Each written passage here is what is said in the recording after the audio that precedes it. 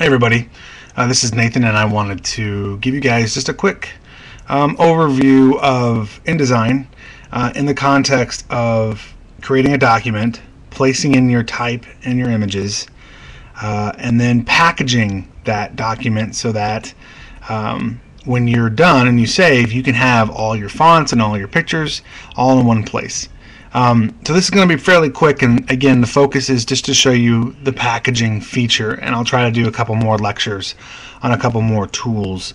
I'll do my best not to bounce around too much either, but as you guys have learned, this software's intense, and there's like all Adobe software, there's just so much going on. There's just so much to see and so many tool options, and don't be discouraged by that. Hopefully you feel some excitement. It's powerful software, and you can do amazing things with it. InDesign can kind of be seen as the wet blanket in the Adobe features because it's not sexy like Photoshop, and it's not super fun vector illustrations like Illustrator, but really it is the backbone of the system, and you will use it a lot. So this class, we just touched it a little bit. And again, I hope that this short tutorial on how to package will be good. So let's jump into that. All right, what you see on your screen here is a newsletter that I've created for the nonprofit organization Children's Relief International. It's a very basic newsletter, a couple photos, a couple copy, 2 pages, nothing. One of those kind of turn and burn projects where they just needed it up and out. And so you can see that that's on my screen. Let me zoom in a little bit to get a closer look. When you are working in InDesign and you get in close and you see, you may not be able to see this on my screen, but if you see something that looks really pixelated and everything looks like bad and funky, it's because you are in the view mode of fast display. So if you, let me tilt this up here, if you go to menu, view, and you go to screen mode, you'll see, display performance, you see 3 options: fast display, typical display, and high quality display. If you go to typical display, your image will show up, but it will look a little pixelated. It probably won't have that high-res crispness that you're wanting to have in your document. And if you go to view, display performance, high quality, then things start to look stronger and a little more crisp. But remember, when you have large documents, the software has to process all those pictures, and it takes a while for it to bring in the high resolution information. So if you keep your view at typical or even low quality, you'll be able to move faster in your document, and then you can always go back and check your files. So the importance of that is just make sure that you're on typical view, display performance, typical view, or high quality view, and your fonts and your pictures will look better than they do if you're on that low quality view. So that's one tip. I've got 4 or 5 images in here. I have 2 different typefaces, one for my body copy and one for my headlines. You can see news is a different font than what I have for my body copy. And so when I save this document and I send it to the printer, I need to be able to give them the typefaces to use. They have to load the typeface into their system, and if you don't give it to them, then they won't be able to use it. So the great thing about packaging an InDesign document is it will collect those fonts for you, and it will collect all your images. So you can see that I've got my pictures in here, and I can move my pictures within the bounding box. You guys have practiced this week. On this particular picture, I have a text wrap so that the type goes around it, and you can see as I toggle between text wrap and not text wrap, check out how the information bounces up and down. A text wrap just tells the type that you need to move around the object that has the text wrap. So let's make a new square. Here's a new square, right? And I want the type to roll around that black square. At the top of your menu, you see these little squares up here, and that's your text wrap around objects. If I click that, then I can roll my copy around that square. I'll do it again. Not on. Now the text wrap's on. See it? Zoom in. Let's try it again. I'm going to shut it off. No text wrap, text wrap. If you go to Window, scroll down right above Tools, there's your text wrap, and it will open your text wrap menu. And I also have it in my side panels here. You can see I have all my key menu items down my side panel, and text wrap is also a part of that. So keep, when you want to have tools open, just go to Window, look for your tools, Stroke, there it is, and you'll open up the window menu option a lot. Alright, and here you can see that I've got a lot more pictures and kind of in a grid, and these all have to be collected as well. And so let me just show you where the packaging feature is. I like the way this looks. The client signed off on it. Everybody's okay. I've done spell check. You can go to Edit at the top menu, and there's a spelling check option there. Always check the spelling. I've looked at the RAG, which is I'm going to run a line right here. This is the RAG of your copy. Watch how that pencil line goes down.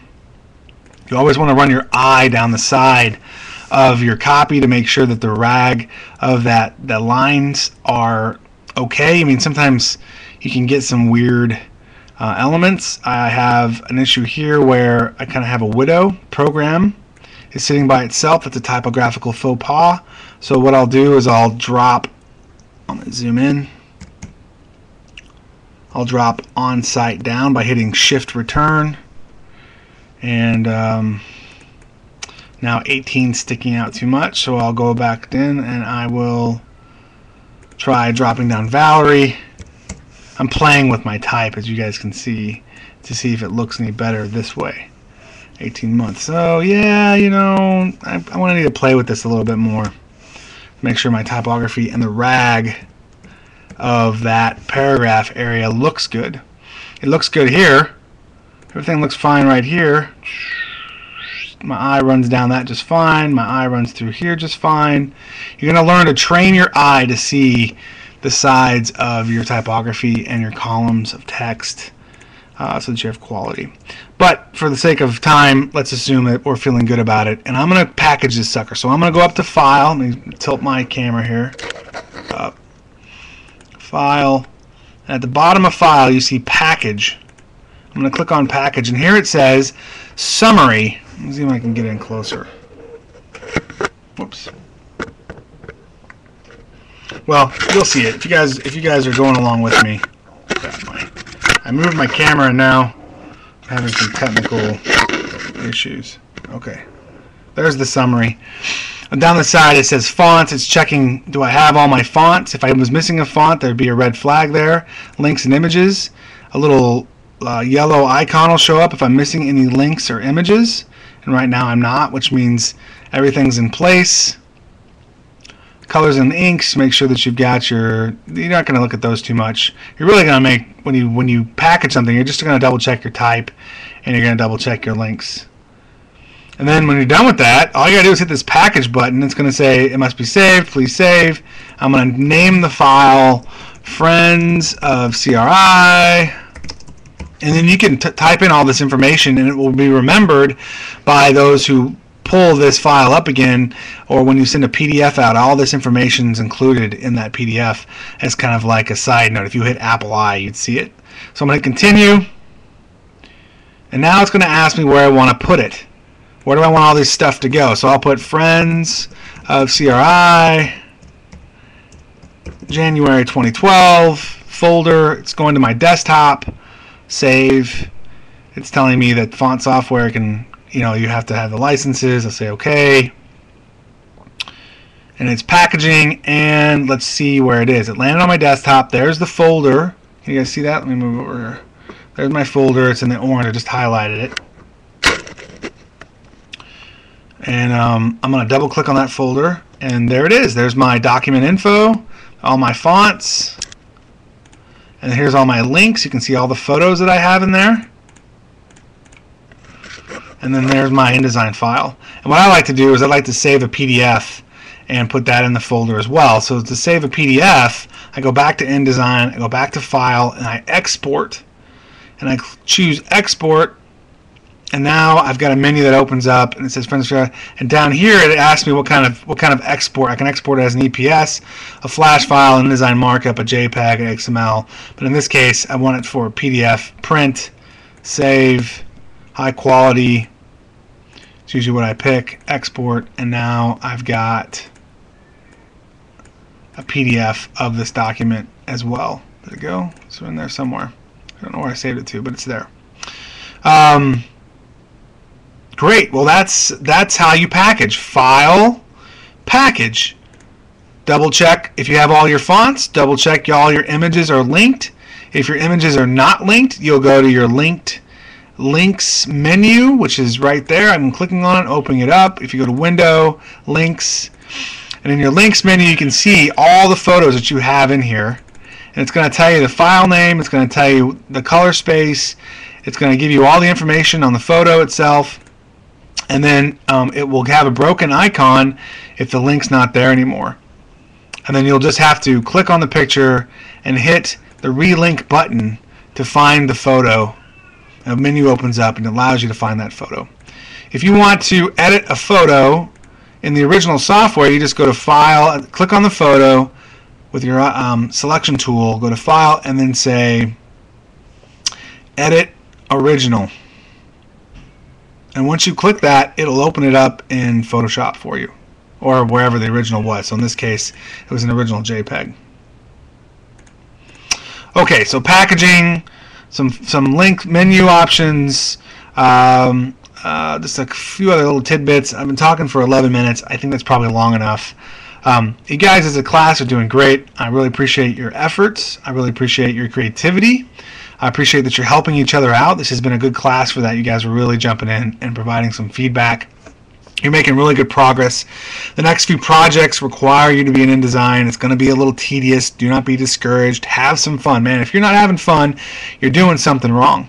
You got to be having fun with this stuff. And I'd rather you have fun, make mistakes, than to not have fun and give me boring conservative designs. Anybody can learn software, but not everybody can be a designer. And being a designer really means that you have to be able to solve problems creatively. Just because you know how to use software does not mean you know how to be creative. So keep that in mind, and keep in mind employers are looking for those creative problem solvers. They're looking for the creative thinkers, not just the software monkeys. So with that, I will say thank you for your hard work one more time. Have a great weekend, and I'll try to do this again soon.